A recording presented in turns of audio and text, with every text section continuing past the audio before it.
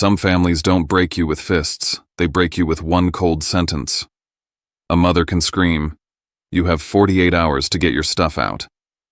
That house is your sister's now, and in that moment the child who carried the bills, saved the home, and sacrificed the most gets erased like they never mattered.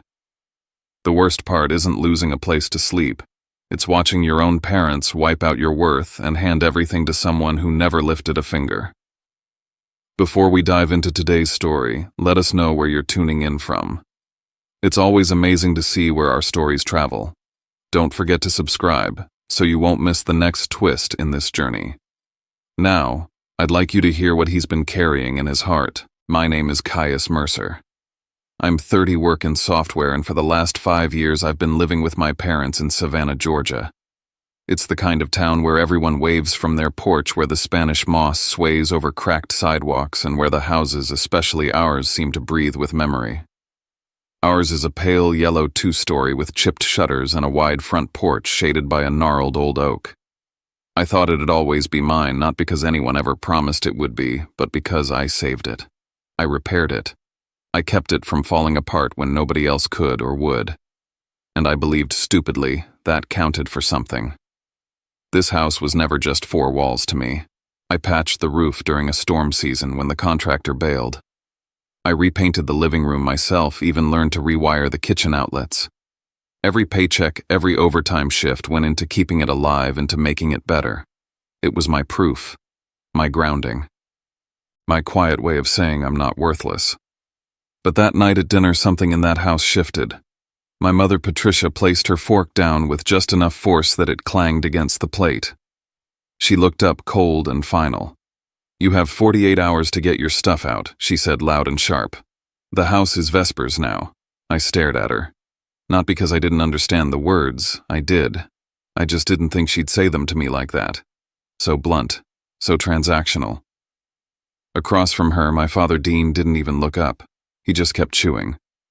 I don't know if that was easier for him, or if his silence was how he agreed.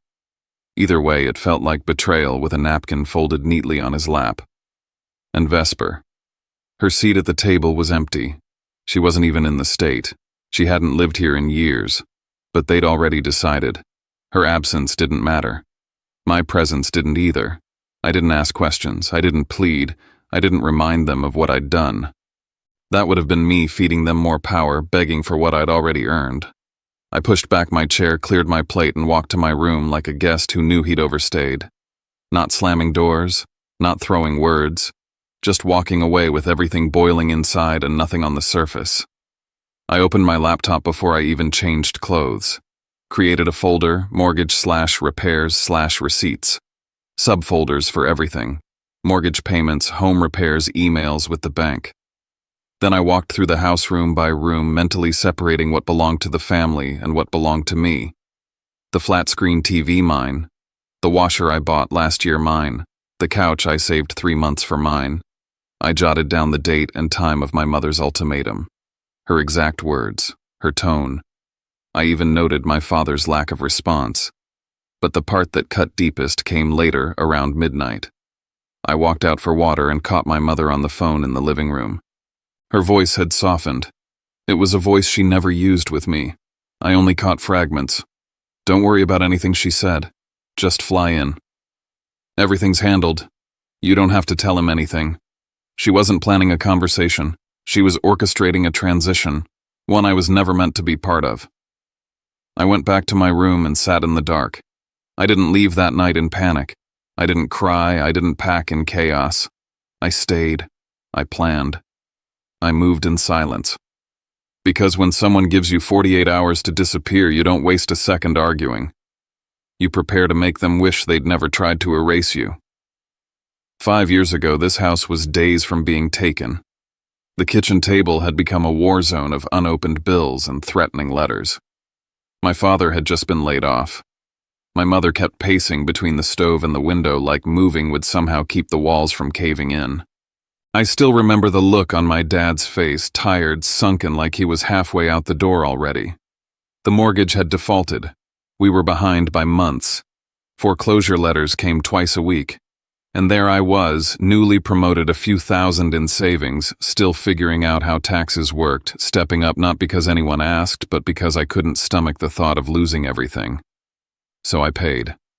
First 1 month, then another, then all of it. 80 grand, give or take, over 3 years. Out of pocket, while still covering my own student loans and building a resume. I didn't tell anyone at work. I just picked up extra projects, ate instant noodles for lunch, and watched as my bank account drained in exchange for a roof that wasn't even legally mine. But it wasn't about the paperwork.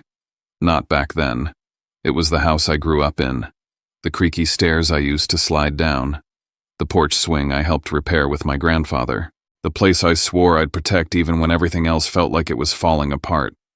I made it livable again, repainted the walls, fixed the pipes, replaced the warped floorboards, bought a new washer when the old one smoked out mid-cycle, even hung new curtains navy blue to match the sofa. Vesper didn't call during those years, maybe once or twice. I'd text her updates, fixed the roof finally, or painted the kitchen, and she'd reply with a thumbs up or not at all. Once I mentioned the mortgage stress and she joked, "Well, you did choose to live there." Our parents didn't hold that same detachment, at least not out loud. They'd smile when I handed over money to cover bills. When Dad's car battery died again, I footed the repairs. When Mom said we were short on groceries, I'd Venmo her without hesitation. That's what family does, right? But something started to shift. The tone of their calls with Vesper grew warmer, longer. Dad would bring up her latest marketing campaign like he was reading from a proud parent script. "Your sister's really doing well out there." But he never said anything like that about me, even when I quietly kept this whole damn house from crumbling. Every once in a while, I'd ask gently why my name wasn't added to anything official. Just a precaution, I'd say. Legal peace of mind. Mom would wave me off like I was being dramatic. No need to complicate things, she'd say. So I let it go. Again and again. Until the night she told me to leave. That night, after I started collecting my files, I dug deeper into the drawer near the stove, the one where my parents kept random keys and outdated warranties. Beneath expired coupons and dusty paperwork, I found a creased envelope. Thick paper. County seal. I didn't open it. Not right away. But I saw enough through the slip of the fold to recognize it a copy of my grandfather's estate documents. The envelope had been opened before. Folded in half, and the section with the designated heir was carefully hidden. I stared at it, pulse rising. That envelope hadn't been forgotten. It had been buried. I took photos, front and back, then slid it back where I found it. That night I called Rowan Fitch. Rowan's the kind of friend you don't need many of in life. Smart, blunt, and loyal in a way that doesn't ask for credit. We'd met in undergrad, stayed close through relocations and breakups, and she became a lawyer, while I became the guy who silently held up his family's roof. She listened without interrupting as I recounted dinner. Mom's voice, Dad's silence, Vesper's looming return. Then she asked calmly, "Do you have any paperwork? Anything from your grandfather or showing ownership?" I told her about the envelope, about the repairs, the payments, everything. She paused. "Let me check something." We hung up. I stared at the ceiling, counting the slow, quiet seconds. Rowan's text came an hour later, and it changed everything. "If I'm right, they didn't just kick you out. They've been hiding your inheritance for years." The morning after that dinner, the house looked the same but didn't feel the same. The oak tree still cast its usual shadow on the porch, and the light still filtered through the blinds just so. But the warmth was gone. The familiarity that once wrapped around me like a second skin had turned cold hollow. This wasn't home anymore. It was a trap I'd been sleeping in with my eyes closed. I moved quietly. Didn't ask my mother anything. Didn't challenge my father. I sat through their silent breakfast with the same blank expression they wore. Mom poured her coffee like she hadn't just exiled her son the night before. Dad read the news, or pretended to. The air was thick with pretense, and I let them keep it.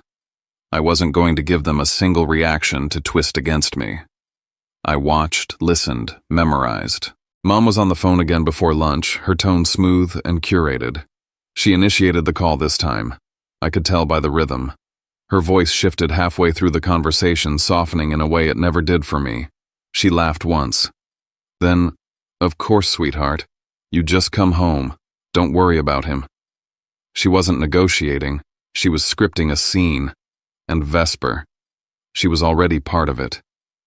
The way my mother paused to listen, the way she reassured this had been in motion far longer than 48 hours.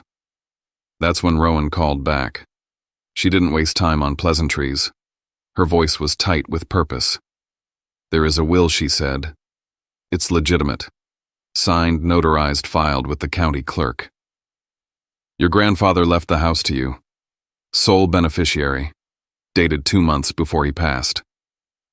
I sat down hard, not because I lost my balance, but because the weight of it knocked the wind out of me. My ears rang. My heart beat in slow, angry thuds. I couldn't speak, couldn't think. Just stared straight ahead at the wall I had repainted with my own hands. So that's why she always brushed off paperwork talk. Why my father ducked his eyes when I mentioned legal protections. They knew. They had known. And they let me pour thousands of dollars, years of my life, into saving a house they were quietly planning to hand over to someone else. It wasn't just betrayal. It was strategy. They had watched me work late hours, watched me fix water damage and crawl under the porch in storm season. And they said nothing. Because as long as I kept believing this house was still ours, I'd keep footing the bill. Keep bailing the water out of a boat they planned to push me off the moment it was dry. This wasn't emotional. This was calculated. I felt sick. Rowan walked me through the next steps, her tone steady like an anchor. She'd begin drafting a legal claim to enforce the will. I needed to gather everything: payment records, receipts, evidence of repair. She'd help file for injunctive relief if they tried to sell, transfer, or occupy the house under false ownership. I opened a new spreadsheet and got to work. Itemized every dollar I had put into the house, $79,462 across mortgage payments, $3,200 in repairs, $1,050 in furniture, and another $600 in appliances. I marked each with dates, amounts, payment methods. I found photos of the living room before and after I painted it. Emails to contractors. Order confirmations. Then came the physical prep. I walked through the house with a clipboard labeling what was mine: the navy sofa, the Samsung washer, the curtains in the guest room, the microwave I bought last Christmas when the old one sparked out. I snapped photos of everything in place, documented condition, location, origin. Then, I booked a moving company, Low Country Rapid Movers. Rush order. Same-day dispatch. I explained the situation plainly. I needed a legal receipt, clear labeling, no drama. They agreed. I paid in advance and requested the invoice specify customer-owned personal property relocation. I wasn't leaving a mess behind. I was leaving proof. By nightfall, I'd packed half the living room and marked every box. I didn't sleep. I lay on the floor of my near-empty bedroom, the ceiling fan spinning in slow circles above me. And just before I drifted off, I heard it. Mom again on the phone. "Just walk in like it's your house," she said. "He'll be gone by then." But something shifted in her voice after that. Not panic, just urgency. Vesper had changed her flight. She was coming earlier. Not 2 days from now. Tomorrow. I sat up. They thought they were speeding up the handoff. They didn't realize I was already building the counterstrike. The next morning, the house felt even more surreal. Savannah was wrapped in a slow, misty dampness that made everything seem quieter than usual. But inside, it was colder than the weather. Not physically, but emotionally. Still, everyone acted like we were the same old family. Mom brewed her coffee like it was any other Thursday. Dad scrolled the news on his tablet. I poured myself a glass of water, nodded once, and sat in silence. They didn't mention last night, and I didn't give them the satisfaction of bringing it up. Rowan had been clear: stay strategic. We agreed on core rules: no confrontation until filings were in. No outbursts they could weaponize. Every key message now would be written, time-stamped, and devoid of emotion. I switched all essential conversations to text or email and let the paper trail protect me. I spent the rest of the morning building my arsenal data. 5 years of sacrifice plotted out month by month. Mortgage payments, amounts, dates, bank statements attached. Repair projects, receipts, before and after photos, tracking numbers. I created folders labeled Home Investment, Financial Personal Property Proof, and Grandfather's Will Evidence. As I exported invoices from my inbox, I stumbled on one email I hadn't seen in years, sent from a real estate insurance company. Subject line: policy update / ownership interest. Addressed to my mother. The message wasn't long, but one phrase jumped out and slapped me awake. Beneficiary transition documents. I stared at the screen. It was dated just weeks after my grandfather passed. So they did receive notice. She knew. Not just through assumption or gossip, but officially. She had read the same truth Rowan just confirmed: the house was mine. And instead of acknowledging it, she buried it under polite lies and cherry pie. I forwarded it to Rowan with the subject: proof of knowledge. Then I got back to work. I made a detailed inventory of everything I had bought: model numbers, store receipts, delivery confirmations. I attached photos of the items still in place: sofa, TV, washing machine, all tagged discreetly personal property. I made it clear I wasn't stripping the house. I left behind the antique sideboard my grandfather built, the family table with initials carved beneath. I wasn't here to erase legacy. I was here to preserve truth. By 11 a.m., Low Country Rapid Movers arrived. 2 guys in navy polos, polite but efficient. I met them on the porch and walked them through the plan. I need a clean record of what's moved, clear language, customer-owned, nothing communal. They nodded. They wrapped the furniture, loaded the boxes, and documented every piece. I paid by card and requested a second receipt emailed directly to me. At one point, while I was hauling a box of tools, I heard a soft knock on the screen door. Mrs. Jean Holloway, our next-door neighbor for 20 years, stood there with a gentle frown. "Morning, Caius," she said, eyeing the cardboard fortress behind me. "You okay, honey?" I paused, unsure how to answer. "Just some last-minute packing," I said. She looked past me into the house, her eyes scanning the hollowed-out living room. "Looks like more than that. I saw you patch that porch 3 summers ago. Knew it was you who fixed the siding. And I always noticed how clean your trash bins were, thought. That boy still takes pride in things." My throat tightened.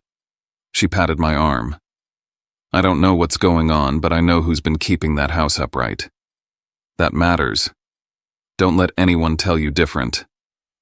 And just like that, I had a witness. Unprompted. Honest. Tangible. Later that evening, Rowan messaged again. "Update: Vesper lands around noon tomorrow. Tomorrow, not the weekend. Not in 48 hours. She'd be walking in while my boxes were still warm, while the floor still remembered my footsteps. I didn't flinch. I didn't panic. I just moved faster. By midnight, everything that was mine would be gone, but the paper trail that was staying, and no one, not my mother, not my father, not Vesper, would be able to pretend I had never been there. By midday, the sun over Savannah was cutting sharp through the windows, casting everything in this house into bold relief. The place felt like it was holding its breath. I didn't waste time reminiscing. I moved like a man on assignment, methodical, silent, precise. No second thoughts, no emotion, only execution. The moving truck arrived right on time. 3 guys, all in navy work shirts, stepped out and waited on my instructions. I handed them a printed list already marked with items by room and a column labeled "Owned by Client." "Stick to the list. Nothing more, nothing less," I said. They nodded and got to work. Every piece removed was first photographed in place, time-stamped by my phone. I snapped shots of the TV mounted on the wall before they unbolted it. Same with the sofa, the washer, the microwave, even the damn curtain rods. I had documentation down to the screw. The house was being stripped clean of my life, and yet I wasn't sad. I felt righteous. Each empty spot wasn't a loss. It was reclamation. I wasn't vandalizing this place. I was carving my name off the things they tried to steal. Once everything was packed into the truck, I followed them to the storage unit I'd rented 30 minutes out, a climate-controlled place tucked off a highway exit. I signed the rental papers. The key stayed on my chain. Only me and Rowan had the location. Back at the house, I stood in the living room staring at the pale imprint where the couch had once rested. That imprint was all that remained of my presence. But it was also proof this house didn't look like a family home anymore. It looked like a shell. And they were going to walk into that shell and realize how hollow their plan had become. My phone buzzed. It was my mother. "Where are you?" she barked the second I answered. "Don't get cute with this. You have 48 hours, not 48 games." I let the silence settle before I answered. "I'm removing my personal belongings." "Don't play semantics with me, Caius. You don't get to throw a tantrum and empty the house like some spoiled brat." "I have receipts," I said flatly. "I'm taking what belongs to me." She hesitated for just a beat. Then came the threat. "If you remove one thing that isn't yours, we will call the police." I hung up without another word. Within the hour, Rowan sent over a draft letter prepped and ready a legal notice affirming I was collecting personal property only, and any disputes regarding ownership would be resolved through probate. He also arranged for my sworn affidavit to be notarized first thing in the morning. Everything I had contributed, every payment, every upgrade would be on record.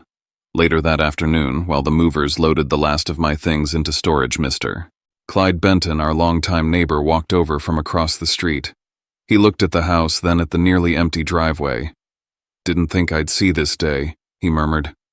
"Your grandfather told me once you were the one keeping this place going.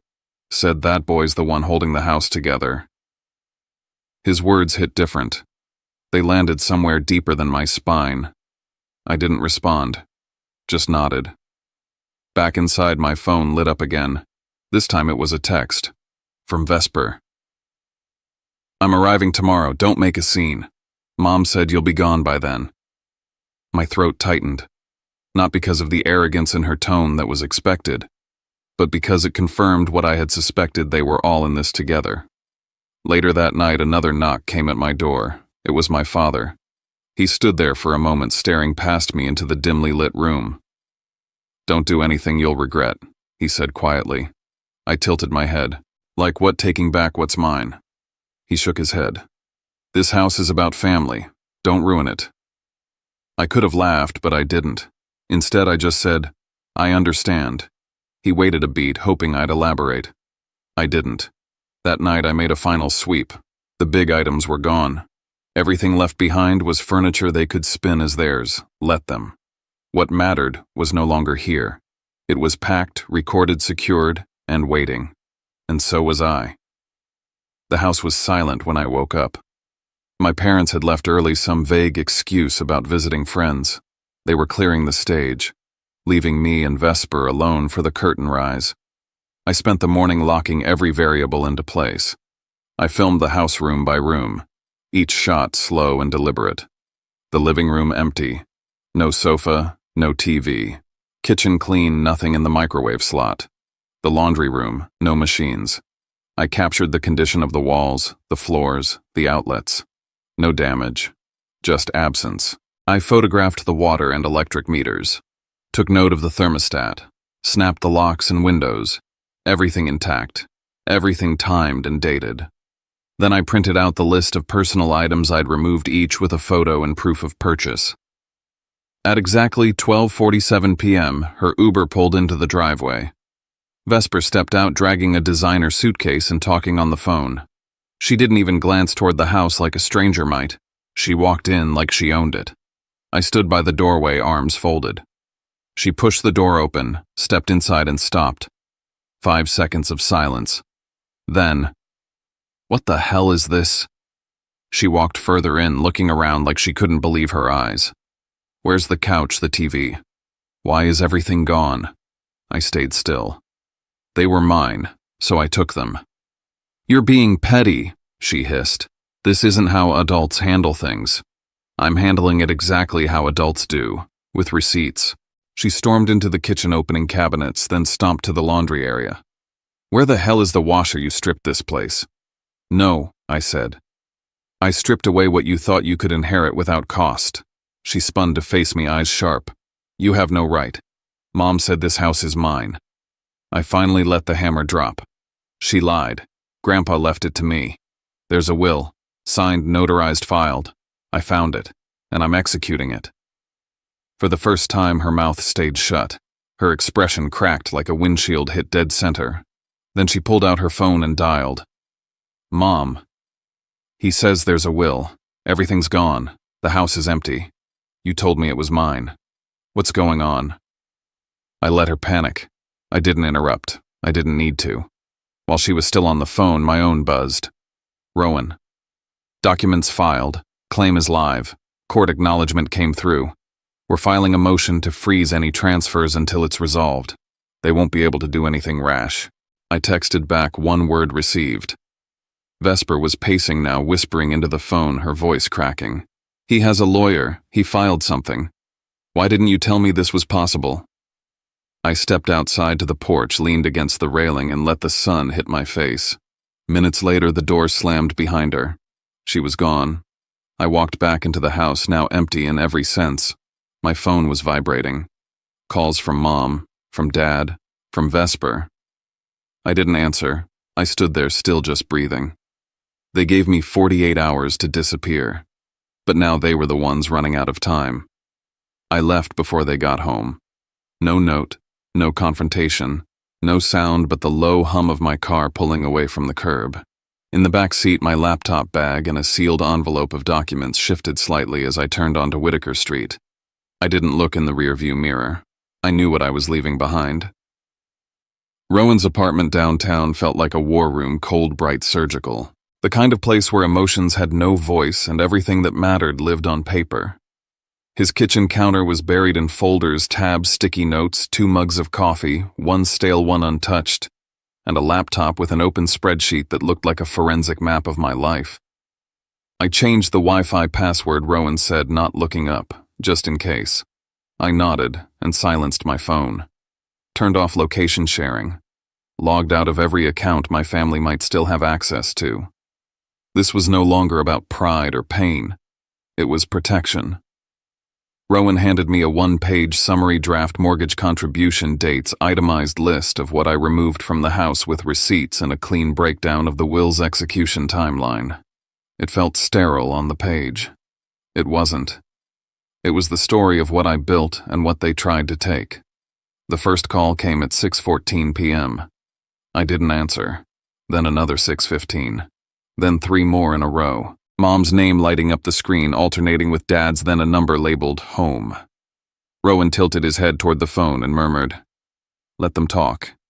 People show their hand when they think they're still playing a game." The first voicemail was chaos in a bottle. "Caius, what the hell did you do? Vesper's in tears, the house is empty, you took everything like a thief." Then a beat of silence. "What are you doing?" she said, softer now. "This isn't you. You're better than this. You're tearing this family apart. Not one word about the will. Not one word about what they'd done. Just theatrics." The second voicemail cut deeper. Son Dad's voice lower, more controlled, but shaking beneath it. "There's some guy outside. Says he owns the house. What is this? What's going on? You sold the damn place, I didn't move." Rowan leaned over and tapped a folder. They didn't see it coming. "The new deed is recorded. County confirmed. They can't scream it back into existence." The buyer, Caleb Strickland, wasn't some stranger off Craigslist. He was a local developer, vetted and ready. Rowan had him on standby the moment the will was filed. It wasn't revenge. It was strategy. It was leverage. It was me taking back control. I finally picked up the phone when Mom called again at 7:03. I didn't let her speak first. "I'm not coming back," I said. "Not to clean up, not to explain. It's done." Silence. Then her voice brittle. "You're out of your mind. We did everything for this family and you. You hid the will," I said quietly. "You gave Vesper the house. You shouted a deadline, 48 hours. Remember, you're twisting. No. I cut in flat. You made sure this family didn't include me. So don't expect me to keep acting like it does." I hung up before she could reply. Dad tried next. "We need to talk," he said. "You've put us in a terrible position." "You put yourself there," I said. "Talk to Rowan if you have questions." "I'm done playing interpreter." Then came the flood of guilt, the desperation stage. "You've humiliated us," Mom cried in the final voicemail. "You're making a scene in front of the whole neighborhood. Everyone's talking. I didn't yell. I didn't gloat. I said one thing and only once. I'm not here to fix what you broke anymore." Then I turned the phone face down and let it ring. Rowan stayed silent for a while, watching me from across the kitchen. When he finally spoke, it was with the same calm precision he'd used from day one. "They'll try one last time. Sooner or later, they'll either show their real face or try to rewrite the story with you as the villain. We lock this down before they get the chance." And that was it. The storm wasn't coming anymore. It was here. And I wasn't afraid. Months passed. Savannah moved on, and so did I. The air still carried that briny weight from the river, the sidewalks still sweated under the southern sun, but everything else in my life had shifted. I rented a one-bedroom just a few blocks from the square, a small place with creaky floors and a balcony that caught the morning light just right. No one else paid the bills here. No one else held the key. In the mornings, I brewed coffee and opened the window above the sink, letting the breeze carry in a piece of the world that wasn't soaked in guilt or obligation. I passed the same shops, nodded to the same street musicians, but I walked lighter now, freed from the leash of being the family's fixer. Rowan and I tied off every loose thread. The probate court upheld the will without challenge. My financial contribution to the house was documented, verified, and closed. The deed transfer was finalized. The sale to Caleb held firm. There was no back door for my parents to crawl through, no loophole to pull the rug out again. I archived everything: scans of the will, signed affidavits, videos of the empty house receipts, voice recordings. All of it sealed in a folder labeled not with rage, but with proof. Then came the ripple effects. My parents moved out quietly, their pride bleeding down the front steps. The neighborhood noticed. Mr. Benton had questions. So did Mrs. Jean. And though they were never asked to take sides, their silence toward my parents in the weeks after said enough. The mask had slipped, and some stains don't wash out. Vesper flew back to California without a key, without a house, without her prize. She didn't reach out again, not directly. But through a friend of a friend, I heard the new version. I just did what Mom told me. A deflection disguised as innocence. She never once apologized. She just disappeared. Then came the envelope. No return address. Inside, a folded letter in my mother's handwriting. "Caius, I've been thinking. We should talk. We're still family. Maybe we could work something out. Maybe there's a way to share. Your father isn't well. We're not getting younger." I held it in my hands for a full minute before I put it down. Rowan read it, then looked up with a dry smile. "That's not an apology. That's bait." He was right. It was the same old cycle dressed in softer words. So I ended it. I wrote one final message, short and clean. "The matter is resolved. I will not revisit it. Please respect my boundaries. Any further communication must go through legal counsel." Then I blocked the number, not in anger, in peace. Because I finally understood sometimes the only way to heal is to stop hoping broken people will do right by you if you just love them hard enough. I didn't lose a home. I lost the illusion that I ever had a place in theirs. And that grief was quieter, but it was real. But here's what I gained: my time, my dignity, my autonomy. I no longer begged to be included. I no longer bartered with my self-worth. I wasn't their fixer anymore. I was my own. I set up the same sofa in my new living room, the same TV, the same coffee table. They used to be trophies of sacrifice. Now they were just furniture mine. I took a walk that evening through the trees lining Oglethorpe. The light filtered through the Spanish moss in that soft, familiar way. But this time there was no weight on my chest, no deadline hanging over my head, no one waiting at home to use my love against me. Just me and the life I built with my own two hands, finally mine to keep. I used to think loyalty meant never walking away. That if you loved someone, really loved them, you stayed. You gave. You fixed what broke. You made yourself smaller, quieter, more forgiving until the people you cared about finally saw your worth. But that's not love. That's survival disguised as devotion. What I went through with my family taught me something I wish I'd learned sooner. Love without respect will starve you. And loyalty without boundaries will bury you. I don't regret standing up for myself. I regret all the years I didn't. There's a kind of mourning that comes when you stop being the person everyone relies on to keep the peace. It's quiet and strange, like walking through an old house and realizing none of the pictures on the wall are really yours. But on the other side of that grief is clarity and freedom. I stopped showing up where I wasn't valued. I stopped explaining my heart to people committed to misunderstanding it. And I started building a life where I didn't need to prove I deserved a place at the table. I built my own table. The truth is, family doesn't give you the right to rewrite someone's future. No matter how much history you share, no one gets to treat your life like it's theirs to claim. So if you're carrying the weight of being the responsible one, the one who keeps it all together, I want you to hear this. You are allowed to walk away. You are allowed to protect your peace. You are allowed to choose a version of love that doesn't cost you everything. And maybe, just maybe, that's where real healing begins. When you stop performing loyalty for people who never earned it, and start practicing it with yourself. We've reached the end of this story, but not the end of what it leaves behind. When everything quiets down, what stays with us isn't the argument, the paperwork, or even the loss itself. It's the moment we realize how fragile trust can be, and how strong a person has to become when the place that was supposed to feel safest no longer does.